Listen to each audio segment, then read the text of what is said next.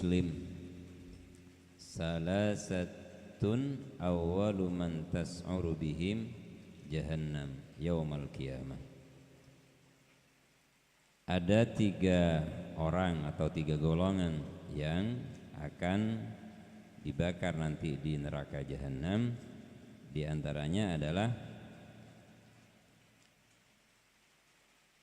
az-zikrul qari'u li ghairillah, orang yang berzikir, orang yang membaca apapun yang semuanya tujuannya adalah untuk selain Allah. Jadi kita membaca amalan atau apapun yang untuk selain Allah Ta'ala. Wasyuja'ul ladzi yuqatilu li ghairillah, dan orang yang pemberani yang berjalan dan berperang untuk selain Allah Ta'ala.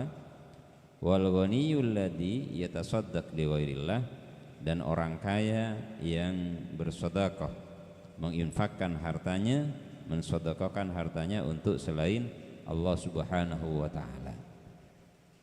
Dari ini bahwa kalau kita membaca sesuatu, membaca Al-Quran, berzikir, khataman dan sebagainya, jangan sampai tujuannya kepada selain Allah Ta'ala. Orang yang membaca Al-Quran tujuannya adalah bercengkrama, bercakap-cakap dengan Allah Subhanahu wa Ta'ala, berdialog dengan Dia, maka yang demikian mungkin akan selamat. Sebaliknya ketika orang membaca Al-Quran, menghafalkan Al-Quran, ataupun berzikir, mengamalkan sebuah wirid tertentu yang tujuannya bukan untuk Allah Subhanahu wa Ta'ala, maka yang demikian katanya Rasulullah akan dibakar di neraka jahanam. Kemudian yang kedua, wasyuja'ul ladzi yuqatilu li ghairillah, orang yang berperang, para pemberani yang berperang untuk selain Allah Subhanahu wa Ta'ala, seperti orang yang berjihad di jalan Allah, berperang fi sabilillah, tapi tujuannya ingin populer, tujuannya ingin terkenal dan yang lain, maka yang demikian juga diancam dengan hal yang sama. Kemudian wal ghaniyul ladzi, orang yang kaya yang dia bersedekah bukan untuk Allah Subhanahu wa Ta'ala, baik untuk sanjungan, pujian dan yang lainnya, apalagi di era sekarang di mana era viralitas ini, orang melakukan sesuatu itu diviralkan, diposting dan sebagainya. Bahkan hari ini hasil dari pendataan dari statistik itu menyatakan bahwa orang atau manusia Indonesia yang berusia 20 sampai 28 itu tingkat stresnya itu tinggi, apalagi yang usia 28 sampai 40 gitu. Manusia hari ini kenapa? Karena mereka tidak berdialog dengan sesama manusia, mereka tidak berdialog dengan Tuhannya, mereka berdialog dengan status orang lain, bahkan ketika curhat dirinya pun ditaruh di HP. Jadi gelisah apa ditulis di HP, punya problem ditulis di HP. Andaikan malaikat raqib itu tersinggungan, dia akan tersinggung gitu. Kenapa? Ya kenapa dia catat di situ, kenapa dia tidak ajukan kepada Tuhannya? Maka ketika seorang hamba melakukan hal yang demikian, dia sebenarnya sudah sangat jauh dari Allah Subhanahu wa Ta'ala. Dia sudah tidak memperdulikan Tuhannya sama sekali. Maka yang demikian itu adalah manusia yang telah menyekutukan Allah, dan parahnya dia tidak sadar dengan itu. Naifnya adalah, ngenesnya adalah orang yang melakukan demikian tidak sadar. Kemudian yang kedua, setelah sifat riya yang akan menghancurkan seluruh amal dan perbuatan kita, katanya Ibnu Ajibah, wa amal ujub, yang kedua adalah ujub, fahuwa ru'yatun nafsi wa isnadil amal ilaiha, yaitu yang melihat dirinya dan menyandarkan semua perbuatan itu kepada dirinya sendiri. Wa ru'yatul maziyalaha 'alan nas, dan dia melihat keistimewaan yang dia miliki dibandingkan dengan orang lain, maka yang demikian ini yang disebut dengan istilah ujub. Dan ujub itu penyakitnya orang berpunya. Ujub itu penyakitnya orang berpunya, entah dia berpunya memiliki ilmu, entah dia memiliki harta, entah dia memiliki jabatan, atau orang yang rasa memilikinya kuat, potensi ujubnya juga kuat. Jadi orang yang memiliki rasa memiliki rasa punya dalam dirinya itu kuat, maka dia akan sangat berpotensi untuk ujub. Kenapa? Contoh misalkan, kita orang yang mengerti bacaan kitab, kita orang yang mengerti bahasa Arab. Suatu saat kita mendengarkan orang membaca Al-Quran tidak fasih. Ada orang membaca Al-Quran tidak fasih, kemudian dia jadi imam, gitu. Kemudian dia menjadi imam.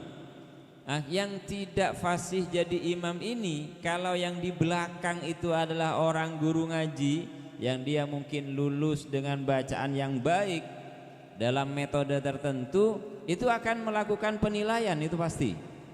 Dengan ilmu yang dimiliki dia akan melakukan penilaian. Ini shinnya kok kurang kayaknya, ini khoknya kok kurang dalam kayaknya, dan seterusnya. Kenapa? Karena dia punya ilmunya yang bisa dia lakukan koreksi kepada ini. Akhirnya apa yang terjadi ketika dia menyatakan demikian?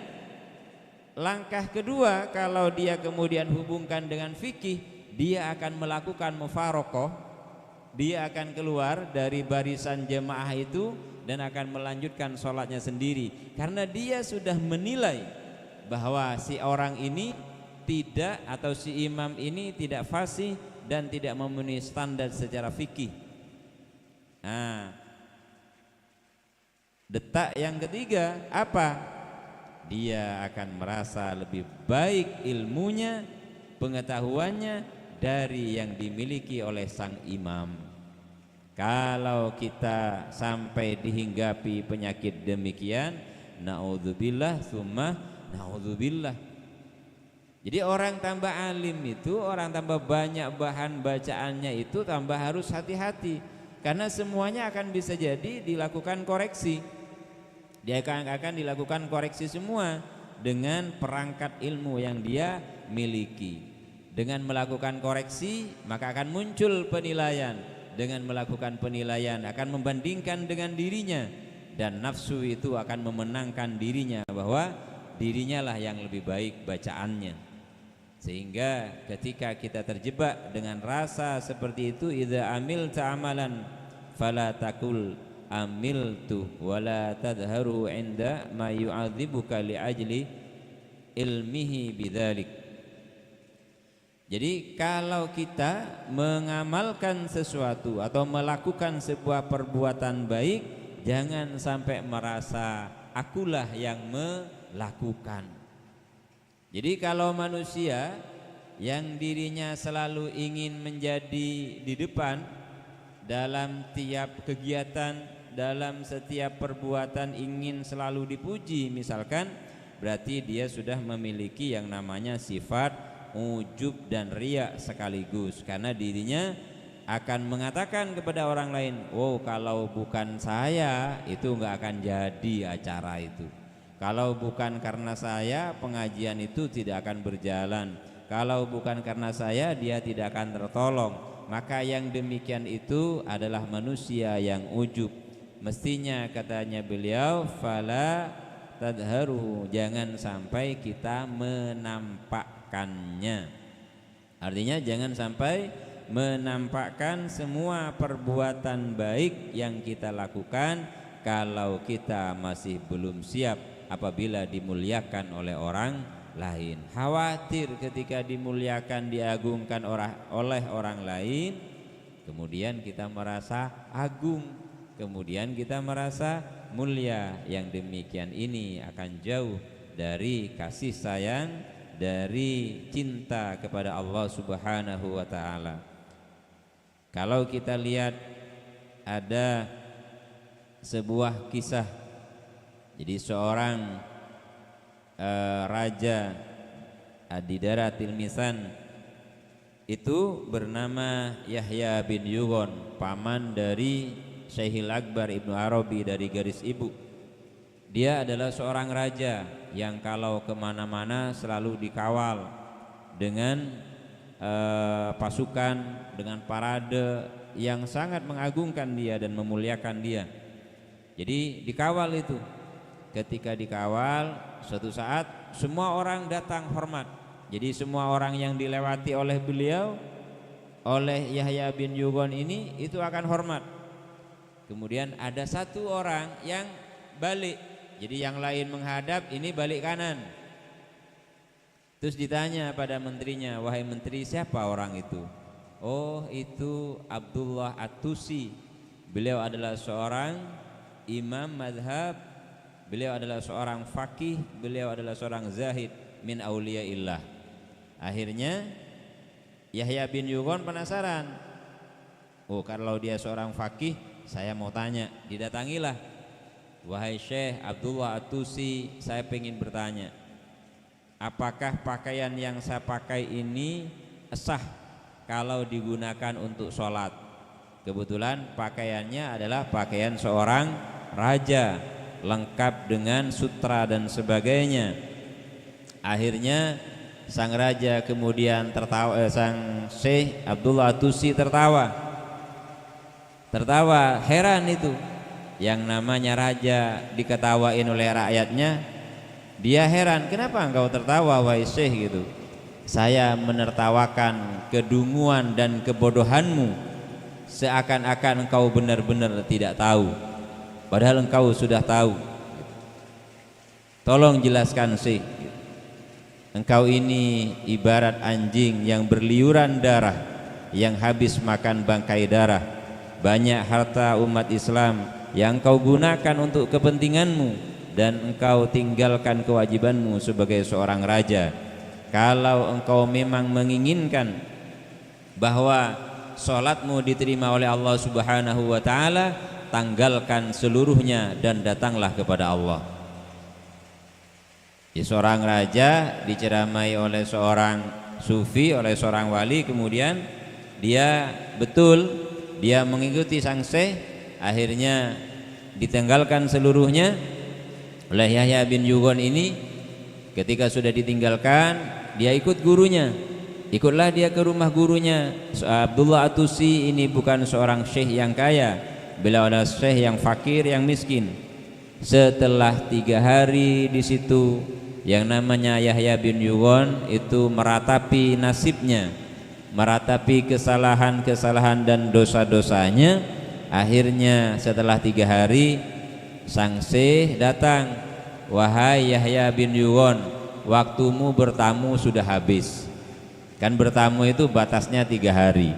Waktumu bertamu sudah habis. Ini tali, kamu cari kayu bakar, cari makanmu sendiri, karena kau sudah bukan tamuku lagi. Akhirnya ini seorang raja yang kemana-mana dikawal. Ketika dia bawa tali, dia tanggalkan semua pakaiannya yang mewah. Akhirnya ketika dia lewat di hadapan rakyatnya banyak yang menangis sedih melihat rajanya berperilaku demikian. Sampai Yahya bin Yugon kemudian mengikat kayu, memikul kayu itu sendiri, membawanya dan kemudian menjualnya. Sampai akhir hayatnya Yahya bin Yugon akhirnya terkenal sebagai seorang sufi, dan beliau melakukan ini di saat sudah berusia 60 tahun lebih. Jadi maka beruntung kalau orang yang masih berusia 20-an, bahkan sebelum 20 tahun telah dipanggil oleh Allah Subhanahu wa ta'ala untuk mencari tentang dia, belajar tentang ma'rifatullah, yang di situ kemudian bisa membuat kita dekat dengan Allah Subhanahu wa ta'ala seperti itu. Maka qala ba'dus salaf la an ubita na'iman wa asbaha nadiman ahabbu ilayya min an ubita qa'iman wa asbaha mu'jiban. Kata beliau, lebih baik saya menghabiskan malam dengan tidur, wa asbaha, dan saya kemudian menjadi menyesal, dan itu lebih baik saya dan lebih baik dan lebih saya sukai daripada saya menghabiskan malam dengan sholat sepanjang malam, tapi di pagi hari kemudian saya menjadi manusia yang ujub. Maka orang ujub itu adalah dosa yang tidak diketahui oleh siapapun kecuali oleh Allah, karena ini urusan hati. Ketika seseorang merasa dirinya lebih baik daripada orang lain, maka kalimat dari Sayyidah Aisyah Ar-Ridha, wakilah li Aisyah, Sayyidah Aisyah suatu saat itu ditanya, mata yakunur rajulu musian, kapan seorang manusia itu disebut jelek? Kapankah seorang manusia itu disebut jelek? Maka qalat Sayyidah Aisyah menjawab, idza dhanna annahu muhsinun, kalau dia mengira, kalau dia menganggap dirinya adalah orang yang baik. Jadi kalau orang menganggap dirinya sebagai manusia yang baik, berarti itu adalah orang yang buruk sebenarnya. Sebaliknya, orang yang senantiasa merasa dirinya banyak kekurangan, banyak keburukan yang sudah dia kerjakan, maka itulah sebenarnya adalah orang yang baik. Wal mu'jibu a'ma an afati nafsihi wa amalihi. Orang ujub itu enggak tahu, buta terhadap kerusakan-kerusakan dirinya dan kerusakan-kerusakan amalnya. Dan amal itu idza lam yatafaqqad dha'ah wa innama yatafaqqadu amaluhu min walabi man walaba alaihi khaufullah wa khaufu dzunubihi wa la yuridu tsanaa ala nafsihi. Jadi orang yang akan selamat amalnya itu ketika dia dikalahkan oleh rasa takut kepada Allah, takut kepada dosa-dosanya, dan dia tidak mengharap pujian dari sesama manusia, kecuali dia hanya berharap bisa membersihkan dirinya. Maka orang yang mengandalkan kesadarannya untuk kembali kepada Allah, dia akan sampai kepada Allah. Sedangkan orang yang mengandalkan dirinya untuk kembali kepada Allah, dia bukan akan tambah dekat, tetapi dia akan tambah jauh dari Allah Subhanahu wa ta'ala. Dan beliau melanjutkan bahwa wa rubama a'jaba bi ra'yihi wa aqlihi, dan ada kalanya orang ujub itu merasa lebih baik bi ra'yihi dengan pendapatnya, wa aqlihi dan akalnya. Ya, ini berarti ujub yang dialami oleh orang yang berilmu. Jadi dia merasa pendapatnya lebih baik, dia merasa akalnya, kecerdasannya lebih baik daripada orang lain. Maka yang demikian itu la yasma, dia tidak akan nashanasihin, dia tidak akan mendengarkan nasihatnya si pemberi nasihat, linadrihi min man siwahu binadril istighfar. Jadi orang ujub itu kenapa? Linadrihi man siwahu binadril istighfar, melihat yang lainnya dengan pandangan meremehkan atau dengan pandangan merendahkan. Jadi orang yang merendahkan atau orang yang meremehkan selainnya hanya karena merasa dirinya lebih baik, itu adalah manusia yang ujub. Maka untuk selamat dari ujub itu semua tadi sudah disampaikan oleh Ibnu Ajibah. Maka di saat kita diberikan kemampuan berbuat baik, beramal baik, entah itu sholat, entah itu sedekah, entah itu puasa sunnah, maka yang perlu kita kerjakan adalah kita sadari bahwa saya bisa melakukannya semua semata-mata karena dikehendaki oleh Allah Subhanahu wa ta'ala, seperti itu. Jadi demikian yang dijelaskan oleh Ibnu Ajibah terhadap syarah dari hikmah yang ke-216 ini. Maka dalam syarah yang lain ada kisahnya Asyibli anna zawjatahu nawalat sulabanan faqala akhafu ayyadhurrani. Asyibli suatu saat ditawari susu oleh istrinya, labanan. Kemudian beliau mengatakan akhafu ayyadhurrani, saya takut susu ini akan membahayakan saya. Faqa'ada sinin yaqulu fi munajatihi. Kemudian beliau duduk dalam jangka waktu yang lama, dalam beberapa tahun dalam munajatnya. Terus doanya begini, ya Rabbi ighfirli, wahai Tuhanku maafkanlah aku atau ampunilah aku, fa innaka wa'adta bil maghfirah, karena engkau berjanji dengan ampunan. Kullaman la yusyriku bika, semua orang yang tidak syirik denganmu. Wa anta ta'lamu anni lam usyrik, dan engkau tahu bahwa aku tidak berbuat syirik ya Allah, katanya Asyibli. Kemudian ada sebuah hatif, sebuah suara di dalam hatinya. Faqilalahu, ditanya, wahai Asyibli, wala yaumal laban, tidak pula pada hari di saat engkau ditawari susu. Fakhajilah, kemudian dia malu. Wadzalika liidhafati dzarari ilaihi, karena hal tersebut dia menyandarkan doror, bahaya itu ada pada susu, padahal selain Allah Ta'ala tidak bisa memberikan manfaat dan tidak bisa memberikan mudarat. Sedangkan Asyibli mengatakan ketika ditawari susu oleh istrinya, dia mengatakan susu itu bisa bermudarat pada kesehatan dan juga spiritual. Artinya beliau mengatakan demikian seakan bahwa selain Allah juga bisa memberikan manfaat dan mudarat, padahal yang bisa memberikan manfaat dan mudarat itu adalah Allah Subhanahu wa ta'ala. Seperti itu.